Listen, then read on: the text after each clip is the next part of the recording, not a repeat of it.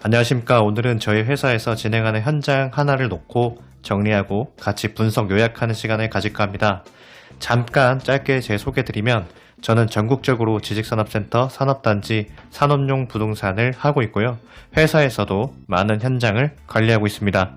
이번 현장을 정말 저평가된 현장이 아닐까 해서 그러한 마음으로 저도 다시 공부하고 알려드리는 차원에서 촬영하게 됐습니다.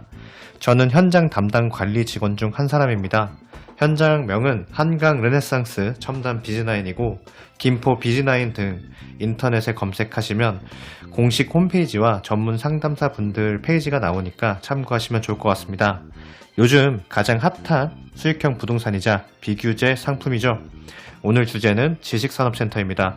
우선 동영상 하나 같이 보면서 살펴보도록 하겠습니다. 현장명은 김포 한강 르네상스 첨단 비즈나인입니다. 르네상스는 삼보토건 브랜드죠. 삼보토건이 건설사고 르네상스 브랜드를 쓰게 됐습니다. 지식산업센터 브랜드는 비즈나인입니다. 지역은 김포에 있는 신도시고 토지 면적 약 350만 평, 인구는 약 20만 명을 기획하고 있는 메머드급 신도시 한강 신도시 안에 연면적 약 3만 평 이상으로 가장 좋은 노른자 입지에 착공하는 현장입니다. 현장 바로 주변으로 직주 근접 편의시설 등이 밀집되어 있고 김포 골드라인 구례역 역세권 입지에 있습니다. 지금 보이는 호수공원이 우리 현장 바로 앞에 있기 때문에 주변 산책로, 운동, 편의시설, 역세권, 직주 근접 모든 것을 갖추고 있는 현장이라고 자부할 수 있습니다. 현장 풀네임이 좀 길다 느낄 수 있는데 그냥 비즈나인이라고 불러주시면 됩니다. 왜 비즈나인인가 모르신다면 우리 현장 장점이 너무 많아서 줄이고 줄인 게 9가지여서 9가지 특장점이 있다 해서 비즈나인. 구례라는 지역이 9번 다시 와서 살고 싶은 마을이라 하여 그 지역에서 가장 좋은 입지의 지식산업센터이기 때문에 비즈나인이라고 이름을 짓게 됐습니다. 역세권 들어보고 숲세권 들어봤는데 쓸세권은 도대체 뭐냐고 모르신다면 호수공원이 진짜 바로 앞에 있기 때문에 요즘 워라벨 하잖아요. 현장 주변만 가도 힐링되는 기분이 절로 나기 때문에 슬리퍼 신고 몇 걸음만 떼면 바로 호수공원이라 쓸세권이라고 표현했습니다. 역세권은 김포 골드라인의 실제 시작과 끝인 정류장 구례역 역세권입니다. 양촌역을 말할 수도 있는데 타보신 분들은 아시겠지만 환승 없는 마지막 종착역은 구례역이라고 보셔야 됩니다. 도보로 역 이용이 가능하다는 것이 가장 큰 장점이라고 할 수 있고 방금 말씀드린 호수공원을 지나 걷다 보면 지루함 없이 금방 역에 도착할 수 있고 구례역이 그냥 역세권이 아니라 조성 초기 단계에 있지만 이마트를 중심으로 김포 한강 신도시에서 유일하게 일종 일학시설이 입점 가능한 신도시 내 최고 상권임을 알려드립니다. 지금까지 대한민국 부동산 도시화 과정을 보시면 아시겠지만 직주 근접성, 역세권, 중심 상권, 대규모 공원, 주변 편의시설 등이 얼마나 중요한지 아실 겁니다. 또한 김포는 사업지 반경 8km 이내 대규모 산업단지가 타 지역 대비 형성이 잘 되어 있고 앞으로 향후 국가발전 개선과제, 인구 일자리 문제에 있어서도 김포라는 자치단체 자체 입장에서 보면 2000년대 이후 인구 증가율 전국 1위에서 3위권을 계속해서 유지하고 있는 도시입니다. 전국 지자체 일자리 대상도 2년 연속 수상하고 있는 아주 저평가된 도시입니다. 그 도시에서 가장 좋은 입지에 저평가된 지식산업센터를 말씀드리고 있습니다. 가격까지 아주 저평가되어 있는데 그 부분은 상담원 연결을 통해서 꼭 확인해 보시기를 권장드립니다. 성공투자의 법칙이죠. 발품과 관심입니다. 한번 전화해보고 가보고 이 현장뿐만 아니라 계속해서 다양한 관심을 갖고 알아봐야 진짜 저평가된 것인지 비로소 알게 되는 것이죠.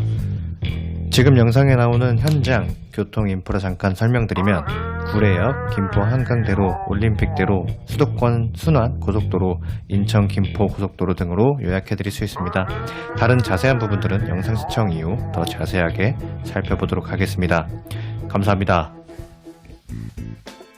주변 현장을 쉽게 비교할 수 있는 데이터 먼저 보시겠습니다. 왜 여기가 메인인가? 대충 보시면 아시겠지만 김포 구례 내의 지식산업센터는 거의 다 저층부의 소규모입니다.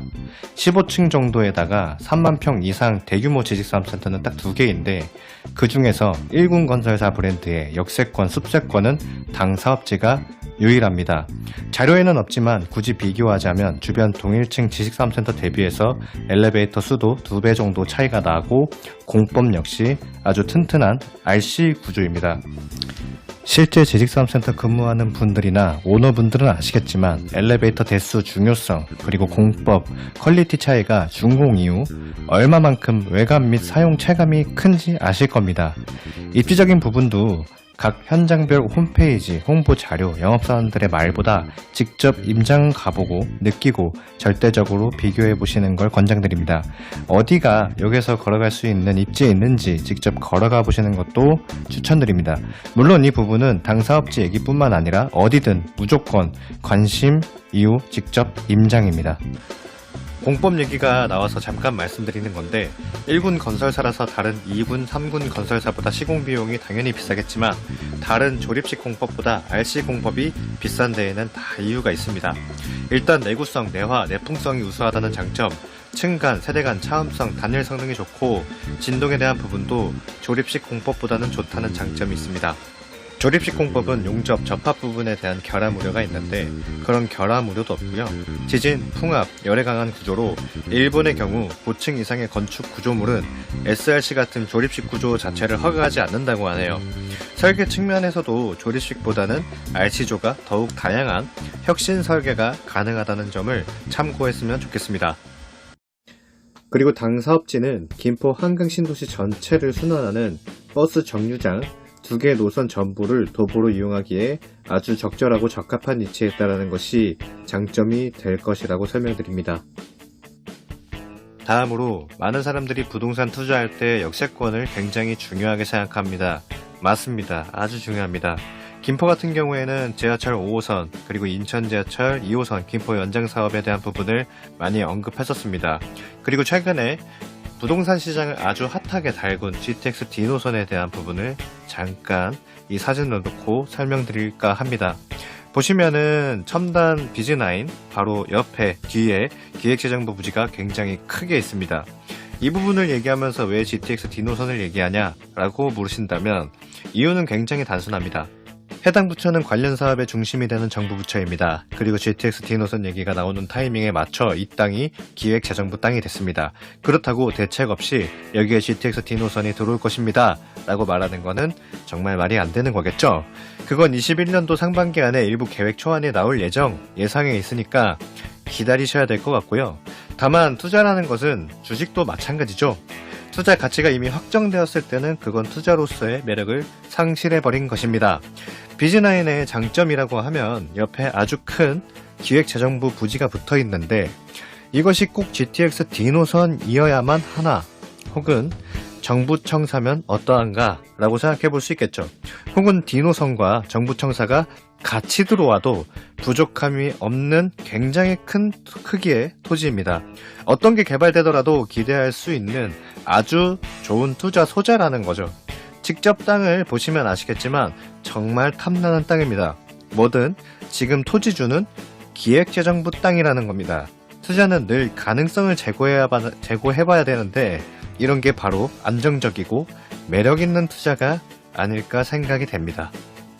그리고 김포에 대해서 조금 더 공부해보면 김포대교에서 일산대교 해안강 경계 철책이 2021년 연내 철거된다는 소식과 성장 촉진 권역에 대한 가능성 부분인데 성장 촉진 권역은 여러가지 규제를 더욱 완화시켜서 말 그대로 김포를 광교나 판교 같은 수도권 메인 위성 도시로 더욱더 성장시키겠다는 좋은 의미로 해석하시면 됩니다. 이제 본격적으로 돈 얘기를 좀 해보겠습니다. 투자 판단의 가장 강력한 결정 요소로서 가격을 빼놓고 얘기할 수는 없겠죠. 물론 가격은 지하부터 지상까지 400만원대부터 다양한 가격대가 형성되어 있습니다. 중요한 건 뭐가 그렇게 저평가라는 말이냐인데 여기서 차량으로 15분 이상만 빠져나가도 지식산업센터 가격이 2배 혹은 3배 이상으로 뜹니다. 말 그대로 평당 600만원이 1200만원, 1500만원이 된다는 소리인데 당연한 얘기가 될 수도 있겠죠. 서울 수도권이 바로 옆에 있으니까요. 그럴 수 있습니다. 근데 여타 다른 위성도시인 향동이나 원흥 같은 지구단위 계획 도시와 비교를 제대로 해보시라는 겁니다. 그 도시가 좋지 않다라는 게 아닙니다. 저평가되어 있느냐 안 되어 있느냐에 대한 얘기입니다. 투자는 많이 보고 겪고 경험할수록 공부할수록 성공하는 법이잖아요. 과연 한강 신도시가 얼마만큼 저평가되어 있는지, 가격 차이가 2배 정도 나도 되는 것인지, 그것은 투자자의 판단인 거고 투자자의 몫입니다. 지금 이 순간에도 계약하는 분들이 있는 것처럼 그거는 개인의 판단인 것이죠. 주식이든 부동산이든 살 때는 싸게 사야 됩니다. 투자 가치가 있는 곳, 1군 건설사의 퀄리티 있는 자재와 공법, 입지에 어울리는 설계가 어우러진 곳, 드라이브인이 있지만 옛날 건물처럼 겉으로 흉물스럽게 설계되어 있는 건물이 아닌 디귿자 형태의 전체 유리커튼널 빌딩 형태로 멋들어진 설계와 호수공원과 어울리게 주출입구 분수대, 주출입구를 통해 입구 인포메이션 라운지로 들어가면 마주할 수 있는 벽천까지 설계에 굉장히 신경을 많이 쓴 건물입니다. 이 영상을 보고 계신다면 한 번은 짚고 넘어가야 할 저평가된 현장이라고 다시 한번 자신있게 말씀드립니다. 이번 영상은 어렵게 계획하고 만든 영상이 아닙니다. 많이 부족한 부분이 있습니다. 이야기가 얼마만큼 쉽게 전달되었을지 모르겠지만 취득세, 법인세, 재산세 감면이라든지 다양한 금융 혜택, 전반적인 지식산업센터, 부동산 얘기부터 이 당 사업지에 있는 편의시설, 휴게시설, 회의실이라든지 셀프 스토리지, 골프 연습장 같은 자체시설, 더 많은 부분, 장점 다 얘기하고 싶죠. 특히 층별, 호실별 특장점들도 다 담고 싶었습니다. 그건 욕심인가 봅니다. 벌써 10분이 훌쩍 지나가고 있는데 전문적으로 친절하게 상담해 주시는 전문가분들이 따로 있으니까 따로 상담 받아보시고 관심을 주시면 될 것 같고요. 이만 여기서 영상 마무리하도록 하겠습니다. 감사합니다.